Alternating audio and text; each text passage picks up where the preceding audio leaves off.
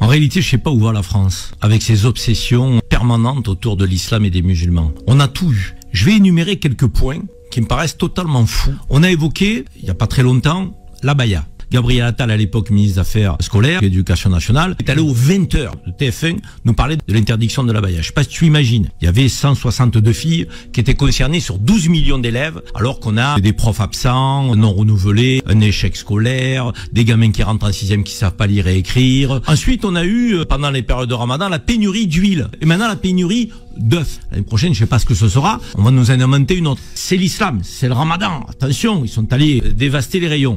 Ensuite, il y a eu les boucheries halal. Il n'y a plus de boucheries traditionnelles françaises. Il n'y a que des boucheries halal. Donc, il y a une revendication du halal en France qui se développe. Attention, c'est le bras armé de je ne sais quel courant extrémiste, islamiste. Le fait qu'on mange halal, on est potentiellement islamiste, frères musulmans ou je ne sais trop quoi. Donc, de la folie pure là encore. Alors que c'est le rapport économique de l'offre et de la demande. Mais on en fait tout un cinéma. Pourtant, il y a des boucheries cachères, hein. Donc là, ça pose pas de problème. Des magasins cachers. Donc là, ça pose pas de problème. Là, on a eu la pause dans les matchs de football de Ligue 1 pour le Ramadan. 30 secondes, hein. Tu prends une date, tu bois un verre d'eau. C'est un scandale. Mais vous vous rendez compte, entorse à la laïcité. Alors, je vois pas en quoi il y a entorse à la laïcité. Les joueurs de foot, donc, ils sont dans des clubs privés, ils se rencontrent, donc, faire une pause de 30 secondes, comme ça, c'est dans tous les pays européens. C'est du bon sens. On n'est même pas dans une démarche qui est une démarche de prosélytisme.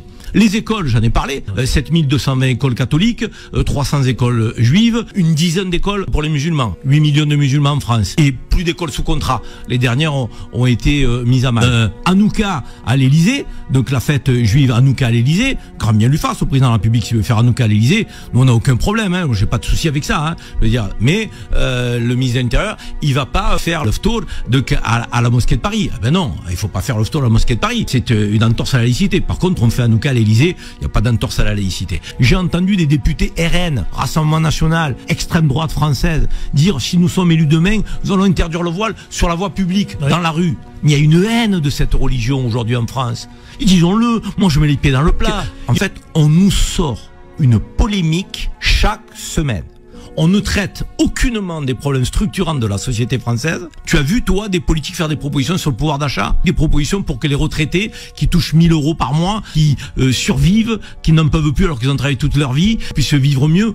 Aucune. Tu as vu des propositions sur les 300 000 personnes qui dorment dehors en France, SDF, et dont beaucoup sont des enfants et des gens de plus en plus jeunes? Aucune proposition. Le mal logement, aucune proposition. En fait, ils ne font des propositions sur aucun sujet structurant, structurel, qui dépasserait les origines, qui dépasserait les appartenances confessionnelles. Ils sont sur une obsession sur la religion. Où va la France? Tu me poses la question. Si elle continue dans cette direction-là, on va dans le mur. Alors quand je vous disais non, c'est pas toutes les semaines qu'il y a des scandales sur les musulmans, c'est quasiment tous les jours. Hein. Vous avez juste à aller vous balader sur les réseaux sociaux pour voir toutes les déclarations de députés à droite à gauche. Et tous les jours les musulmans, c'est pas toutes les semaines. Hein. En mainstream sur BFM et tout, ils vont bien arriver à t'en trouver une par semaine, mais sur les médias, réseaux, etc., c'est tous les jours. Où va la France dans le mur? C'est même plus un mur, hein. Ça va être la muraille de Chine qui va être infranchissable, parce que je pense que d'ici 10 à 15 ans, ce pays deviendra incontrôlable.